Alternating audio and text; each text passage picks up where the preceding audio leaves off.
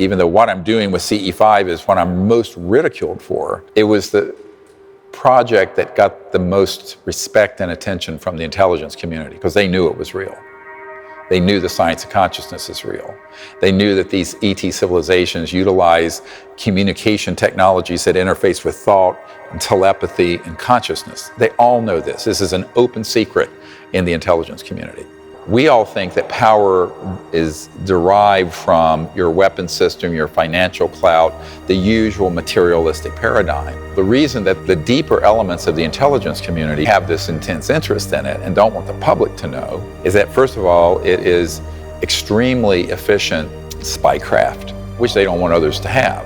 Secondly, they know that if people understood the power of consciousness and of mass consciousness, they would be able to completely change the direction of the planet. That is, to me, the big secret. Most people have heard of the random number generator studies through the Global Consciousness Project. A question tonight: can you actually measure the emotional outpouring in a worldwide crisis? Sometimes scientists think that they have done just that. Their machines and computers found a bizarre pattern right after several global disasters. This was an experiment in which researchers placed dozens of random number generators around the world and analyzed their data to see if they could discover anything about global or collective consciousness. On September 11th, a few hours before the first plane struck, this network of random number generators became more coherent. Less random and more coherent. It may sound bizarre, but Dr. Nelson and his team have been at this for the better part of a decade. The first spike showed up in 1997 with the death of Princess Diana. Other events like the Concorde crash, the Madrid train bombing, and the Pope's funeral all registered on those random number generators. But early on the morning of September 11th, the data went off the charts.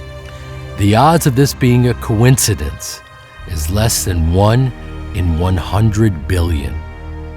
This shows there is a deep relationship between collective consciousness and the physical world. Sociology studies of meditators, where they go into a community, say you have a town of 200,000 people, and they would send in 1% of the population equivalent, 2,000 people, to go into deep meditation. And they found that emergency room visits declined, violent crimes declined, robberies, all kinds of negative behaviors declined, even though those people didn't even know they were in the city. Because there is this resonant effect through the force, if you want to look at it that way, through this entangled, interwoven consciousness field. And people who didn't even know these meditators were there became more ordered, more peaceful, more happy, etc., and so on. This was actually based on the studies done in quantum physics in which a container of helium was cooled down to absolute zero. When only 1% of the helium became aligned to coherent, the entire container went through a phase transition, instantly shifting into coherence and taking on almost magical properties, a state called superfluidity. So there was this transformation at that 1% point.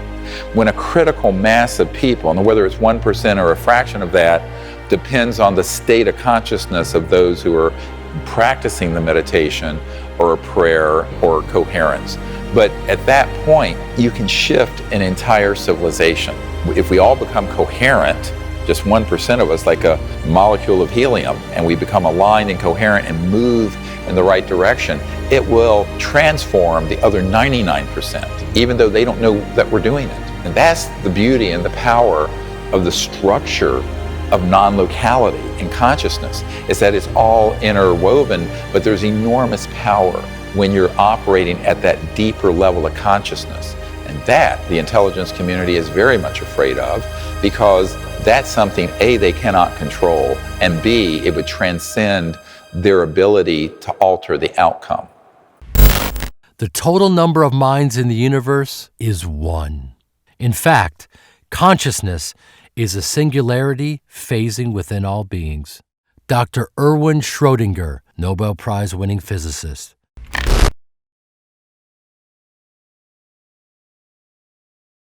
Let's go out into space and look at our planet. World wars, weapons of mass destruction, going into space in a competitive way with the Soviet Union, degradation and destruction of our environment are targeting of extraterrestrial assets around the Earth and in space, and successfully killing many ETs and downing their spacecraft. The New York Times revealed the existence of a secret government program to investigate UFO sightings. I have put a briefing together for every president since Bill Clinton. This is the next big thing that they want the public to be afraid of.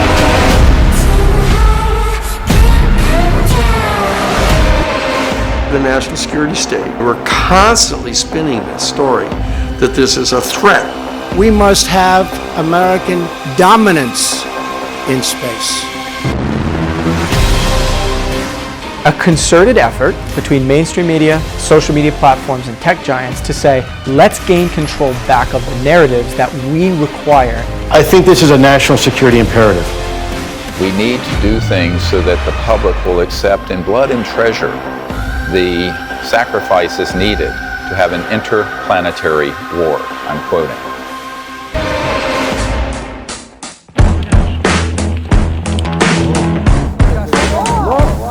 We went out to Oracle, and sure enough, I mean, we did these protocols, and, you know, things started to appear. It just appeared. This got on the radar of the intelligence community, and they knew that we had come across the Rosetta Stone of contacting and communicating with interstellar civilizations, and it worked. That is what started the intelligence community coming after what we were saying and doing and trying to intercept it. This is, in fact, cosmic disobedience on a grand scale. We're going to bypass the sociopaths in these covert programs and do this directly.